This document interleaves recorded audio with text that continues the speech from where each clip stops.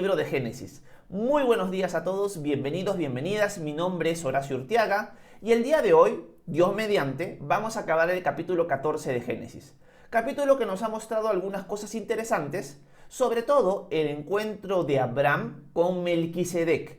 La clase anterior hablamos mucho acerca de Melquisedec, quién puede ser Melquisedec, qué nos enseña Melquisedec y algunos puntos adicionales más con respecto o en torno a la historia que gira entre Abraham y Melquisedec. Vimos el Salmo 110, vimos Hebreos capítulo 7, donde se nos habla del nuevo sacerdocio que tenemos en el nuevo pacto en el que estamos en Cristo Jesús. Ya no estamos bajo el sacerdocio de Aarón, sino bajo el sacerdocio de Melquisedec. Y hablamos mucho acerca de eso y el tiempo voló tocando estos temas teológicos.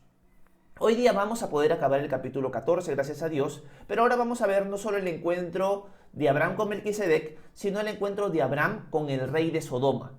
Y vamos a tratar de sacar algunas aplicaciones con respecto a este encuentro. Así que vayamos al capítulo 14 de Génesis, vayamos al capítulo 14 y veamos los versículos 17 en adelante, que es el párrafo final, para luego comentar un poco al respecto. Dice lo siguiente Moisés al escribir Génesis: Cuando volvía de haber derrotado a Kedorlaomer y a los reyes que estaban con él, el rey de Sodoma salió a recibirlo al valle de Sabe, que es el valle del rey. Entonces Melquisedec, que era rey de Salem y sacerdote del Dios Altísimo, sacó pan y vino y lo bendijo así: Bendito seas Abraham, del Dios Altísimo, creador de los cielos y de la tierra, y bendito sea el Dios Altísimo, que puso en tus manos a tus enemigos. Y le dio a Abraham el diezmo o los diezmos de todo. Entonces el rey de Sodoma le dijo a Abraham: Dame a las personas y quédate con los bienes. Pero Abraham le respondió al rey de Sodoma: He levantado mi mano al Señor Dios Altísimo, creador de los cielos y de la tierra, para jurar que no tomaré nada de lo que es tuyo, ni siquiera un hilo ni una correa de calzado, para que no digas: yo enriquecí a Abraham. Solamente tomaré lo que comieron los jóvenes, y también tomarán de su parte Aner, Escol y Mamre, los hombres que fueron conmigo. Bueno, acá hay varias cosas que quiero compartir con ustedes en este párrafo final, ya que luego del encuentro de Abraham con Melquisedec, el rey de Sodoma se le aparece a Abraham, o está en medio de la conversación con Melquisedec, y le dice a Abraham: mira Abraham, tú has rescatado a mi pueblo, has rescatado a tu sobrino Lot y a los acompañantes, y tú puedes quedarte con los bienes, con el botín de guerra que has obtenido. Pero con la gente sí la devuelves para sus lugares, para Sodoma, para Gomorra, para Zoar, etcétera, etcétera. Pero Abraham se niega a hacerlo, porque Abraham dice que ha levantado su mano hacia Dios y ha jurado que no iba a tomar nada de lo que le pertenecía al rey de Sodoma. Pero lo primero que quiero remarcar esta mañana con ustedes es que Abraham usa una frase que usó Melquisedec en la conversación que tuvo con Abraham. Llama a Dios el Dios Altísimo, creador de los cielos y de la tierra. Lo mismo que Melquisedec le había dicho a Abraham. Y acá me vino algo a la mente muy importante. Abraham, en cierto sentido, fue influenciado por el conocimiento de Dios de Melquisedec y prácticamente él vuelve a compartir ya ese conocimiento que él había obtenido de Melquisedec. En otras palabras, ¿qué es lo que quiero decir? Abraham se dejó influenciar positivamente por Melquisedec. Y ahora lo vemos en sus palabras. Abraham anteriormente no se ha referido a Dios como el Dios Altísimo, creador de los cielos y de la tierra. Pero tras el encuentro con Melquisedec, Abraham adopta la forma de referirse a Dios que tenía Melquisedec. Y esto me lleva a una primera aplicación para nosotros esta mañana. La influencia que nosotros podemos dar o que podemos obtener de otros es muy importante, sea para lo bueno o sea para lo malo. Porque nosotros somos seres muy influenciables y que influencian también de una manera increíble.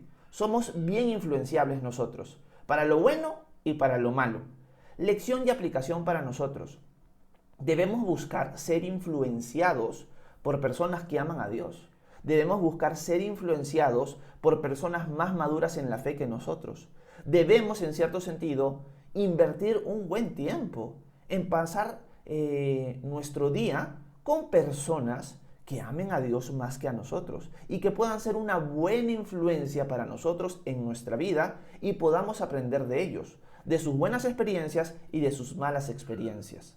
Una de las cosas que yo siempre comparto con algunas personas, sobre todo con las jovencitas que discipulo los días sábados, es que una de las áreas o uno de los lugares donde su fe es más retada es en el colegio, en sus centros educativos. ¿Por qué? Porque en sus centros educativos ellas tienen una presión muy fuerte del grupo, de su sociedad, de sus amistades, que las puede llevar a tomar en cierto sentido decisiones que son contrarias a la voluntad de Dios, que son decisiones de la cultura, de la forma de ser de los chicos de hoy, etcétera, etcétera, pero que van en contra de la palabra de Dios. Por lo tanto, ellas tienen que buscar ser personas que influencian a otros, influencian a sus amigos y no personas que son influenciadas por ellas. Y eso es algo muy difícil de hacer. Y una de las maneras por las cuales o cómo nosotros podemos realmente ser influencia para otros es si pasamos tiempo con hermanos o hermanas en la fe que son una buena influencia para nosotros. Podríamos decir que Melquisedec fue una buena influencia para Abraham, al punto que le dio una perspectiva más amplia de quién es Dios. Él es el Dios altísimo, creador de los cielos y de la tierra. Y Abraham inmediatamente se refiere a Dios de esa misma manera. De la misma manera nosotros, si pasamos tiempo, invertimos en buenas amistades en la fe, esas buenas amistades nos van a poder enseñar y enriquecer muchísimo a nosotros en nuestro caminar con Dios, en nuestro entendimiento de Él, en nuestras prácticas, vamos a poder recibir consejos acertados, etcétera, etcétera. Y con eso no quiero que caigamos en el error contrario. ¿Cuál es el error contrario? En el buena cuenta, y eso lo conversaba ayer en el tiempo de preguntas y respuestas, de, en cierto sentido, encerrarnos en una burbuja cristiana. Porque a veces decimos, bueno, yo tengo que pasar tiempo con cristianos que puedan ser una buena influencia para mí. Y yo también quizás seré una buena influencia para ellos. Pero dejo de conectarme con el mundo exterior. En buena cuenta, me vuelvo un cristiano que vive en una burbuja donde solo se junta con cristianos, no conozco nada de afuera, no paso tiempo con gente que no conoce al Señor y pierdo la esencia de Dios de ser luz y sal en este mundo. Por lo tanto, tenemos que tener cuidado. Debemos buscar personas que puedan ser una buena influencia para nosotros, debemos influenciar a otros, pero también debemos ser luz y sal en el mundo. Y ese es el balance difícil a veces en nuestra vida. A veces solamente nos juntamos con cristianos y en cierto sentido estamos recibiendo buena influencia de otros cristianos maduros en la fe. Pero una buena influencia es que no solamente pases tiempo con hermanos en la fe, pasa tiempo con gente que no conoce al Señor.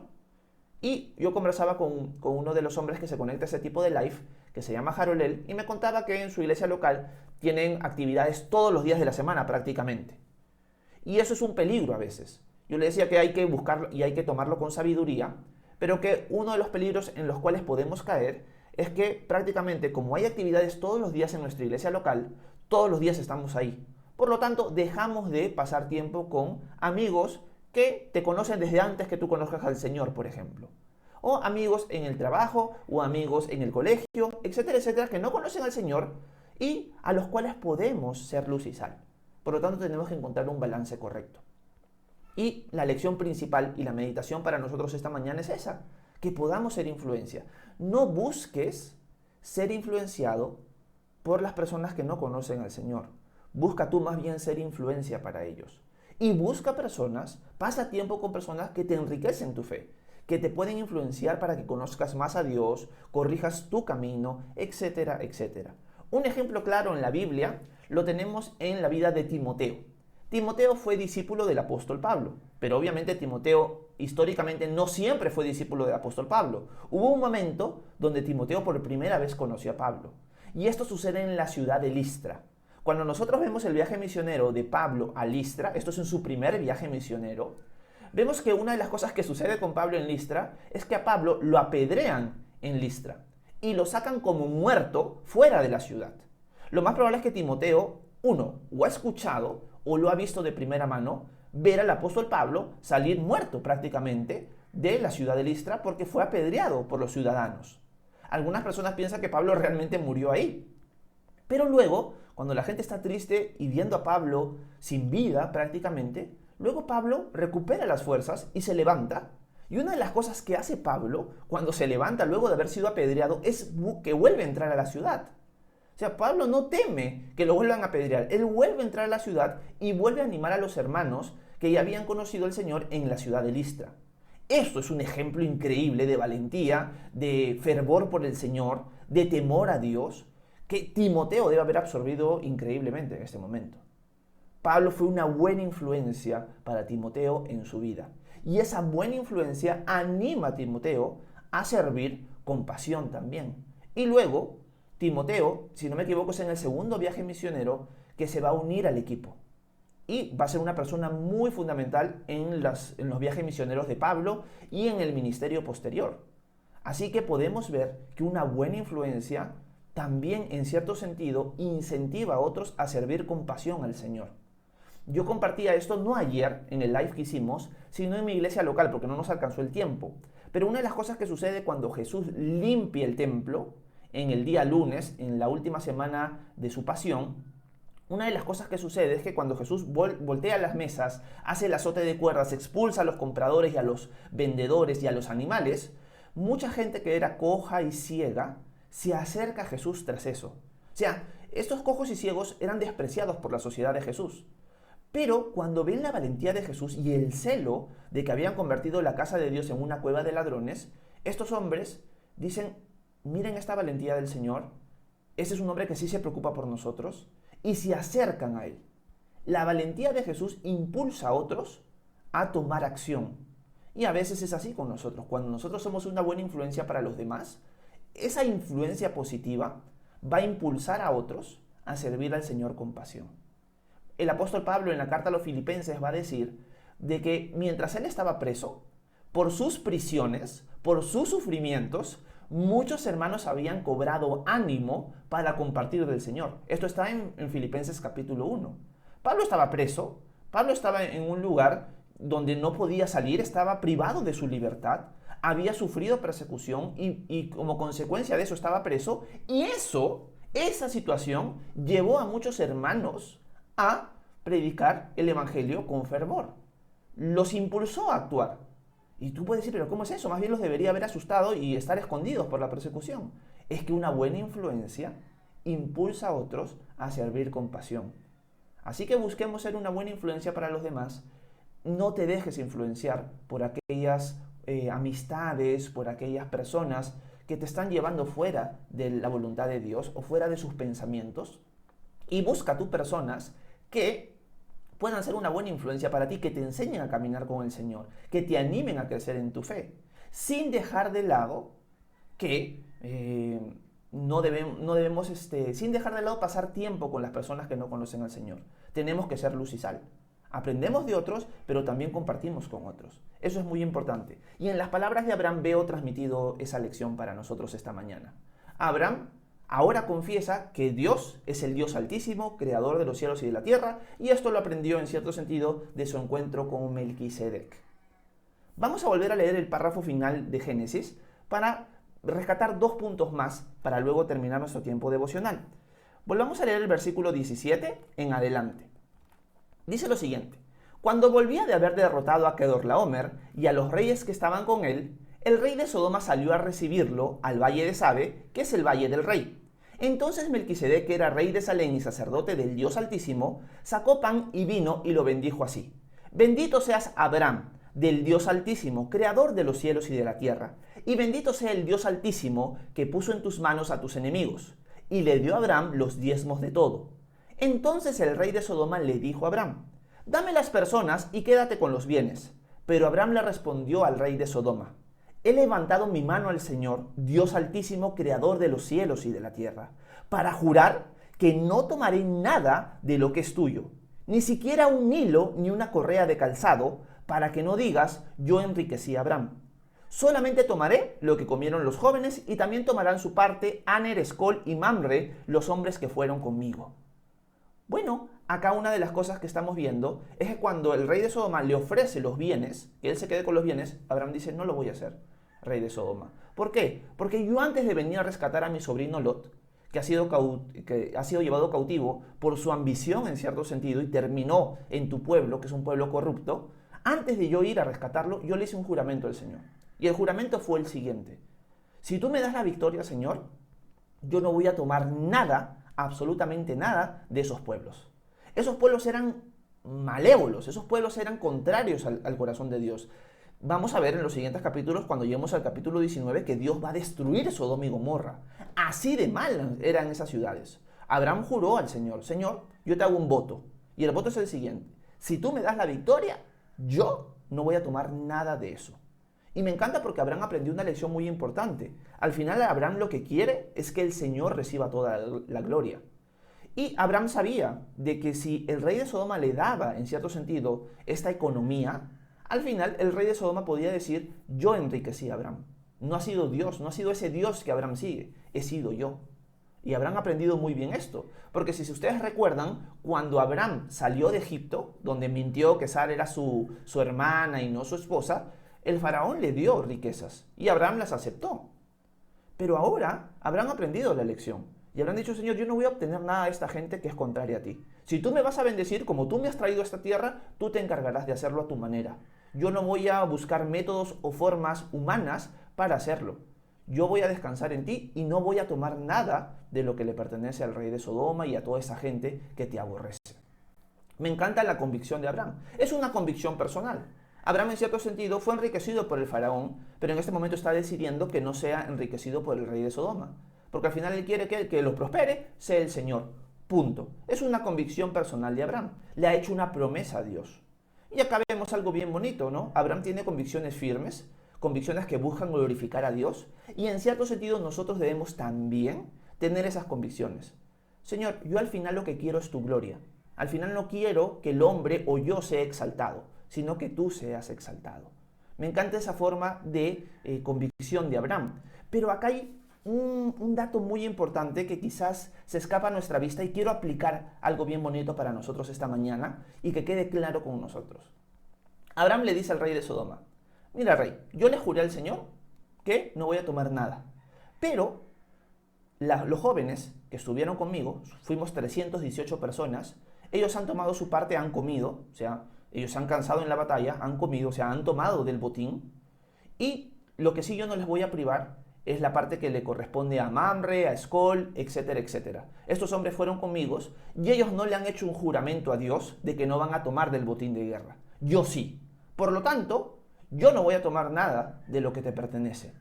Porque yo no quiero que tú digas: yo enriquecí a Abraham. Es Dios el que me va a prosperar. Pero estos hombres no han hecho ese voto. Por lo tanto, a ellos sí les corresponde su porción y a ellos sí la van a tomar. ¿Qué lección aprendemos aquí? Una lección que es muy difícil de aprender para muchos de nosotros. Así que esto es importantísimo que lo entendamos. Nosotros como cristianos podemos tener ciertas convicciones, ciertas promesas que les hemos hecho al Señor, pero son nuestras promesas, son nuestras convicciones. No se las tenemos que imponer a los demás. Y en esto han caído un montón de cristianos. Y vamos a poner algunos ejemplos. El primer ejemplo es el siguiente. Ok, yo he decidido como cristiano que hay ciertas cosas en la televisión, en las series de internet, en la televisión local, etcétera, etcétera, que no me edifican a mí. Y yo le echo una promesa al Señor, yo tengo esta convicción, no voy a ver nada de eso, porque no me edifican. Pero adivinen cuál es el problema. Que aunque tú tienes esta convicción, y aunque tú le has hecho quizás esa promesa al Señor, se la quieres imponer a otros que no tienen esa convicción y no le han hecho esas promesas a Dios. Por lo tanto, cada vez que ves a un cristiano, un hermano en la fe, que quizás sí ve esas cosas que tú no ves, ¿qué sucede contigo? Te indignas. Porque tú le quieres imponer tus convicciones, tú le quieres imponer tus promesas a una persona que para él o para ella no hay ningún problema con ver lo que tú consideras como algo que no te edifica. Para esa persona, y esa persona no tiene esa convicción y tú se la quieres imponer. Y así sucede con un montón de cosas, sea con comida, sea con lo que ves, sea con el día que descansas, etcétera, etcétera. Siempre sucede exactamente lo mismo. Podríamos tomar otro ejemplo, un ejemplo que veo en muchas tradiciones cristianas del día de hoy. Yo voy a honrar al Señor con una forma de vestirme el día domingo. Voy a ir a la casa de Dios, voy a ir a congregarme con otros hermanos y mi convicción es que tengo que ir bien vestido. Tengo que ir bien vestido como en mi sociedad lo dice, ¿no? Porque si tú aparecieras vestido así en una tribu en la selva te verían como loco, no como alguien bien vestido. Pero voy a ir bien vestido. Pero tú ves a un hermano o una hermana que no tiene esa misma convicción, que no le has hecho esa misma promesa a Dios de ir de esa manera vestido para agradarlo a Él. ¿Y qué sucede contigo? Se lo quieres imponer a otros. Y empiezas a mirarlo con desprecio porque Él no tiene tu convicción y tú dices, no, no, tú también la tienes que tener. Pero un ratito, para mí, Dios es claro en su palabra en que yo no tengo que aparecer vestido con saco y corbata para alabarlo. Yo puedo ir a la casa del Señor y con un corazón sincero y alabarlo en espíritu y en verdad como Él quiere. No necesito ir vestido así. Tú sí tienes esa convicción, pero yo no. Por lo tanto, ni tú estás mal, ni yo estoy mal, ni viceversa.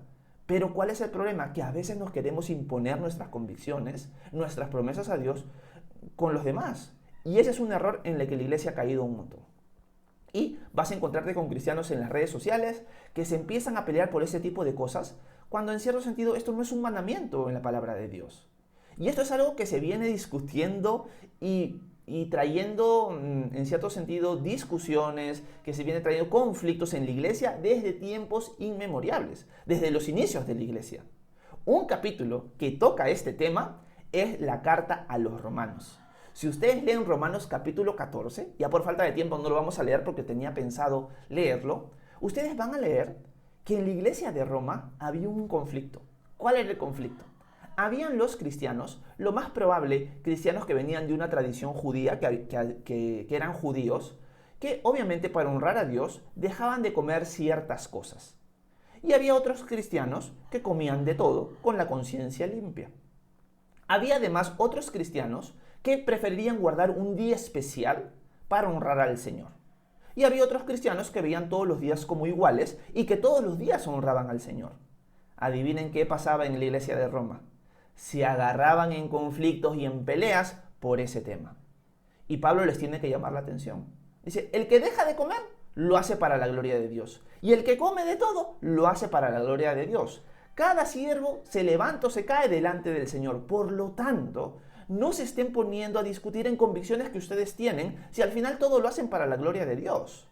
Alguno descansa un día y lo hace para la gloria de Dios. El otro ve todos los días para glorificar a Dios. Por lo tanto, cada quien está convencido en su propia opinión con respecto a estos temas que no son mandamientos, son temas de áreas libres, son temas de convicciones, se podría decir que son áreas grises. Por lo tanto, si tú estás convencido de hacerlo de esa manera, no seas de tropiezo para tu hermano que no lo ve así. Esto sucedía también en la iglesia de Corinto. Ustedes recordarán, los que han leído Corintio, que había hermanos que encontraban la carne sacrificada a ídolos más barata en el mercado, porque era carne que, bueno, se iba a perder de todas maneras. Así que tú encontrabas carne sacrificada a ídolos bien barata. Y había cristianos que decían, oye, me sale a cuenta comprar esta carne, al final los ídolos no son nada y voy a comer mi carne. Pero había otros cristianos que decían, ¿cómo es posible que tú comas una carne que ha sido sacrificada a ídolos? O sea, ¿qué te pasa? Pero el otro le podía decir, pero yo no estoy adorando a esos ídolos, simplemente estoy aprovechando que la carne está más barata. Y se armaban tremendas discusiones en la iglesia por esas convicciones. Porque había cristianos que habían tenido la convicción y quizás le habían hecho la promesa a Dios, yo no voy a comer nada de eso, Señor, para honrarte a ti. Por más que esté más barata, por más que no tenga dinero, yo no voy a comer esa carne. Pero hay otros cristianos que dicen, esa es carne nada más. Esos ídolos no son nada, yo me la voy a comer. Y Pablo está de acuerdo con esos hermanos. Al final, esa carne es carne nada más. O sea, tú no estás alabando al demonio por comer una carne sacrificada a ídolos. Es simplemente carne. El que lo ha hecho con su corazón. Alabó a un demonio de esa manera, tú no.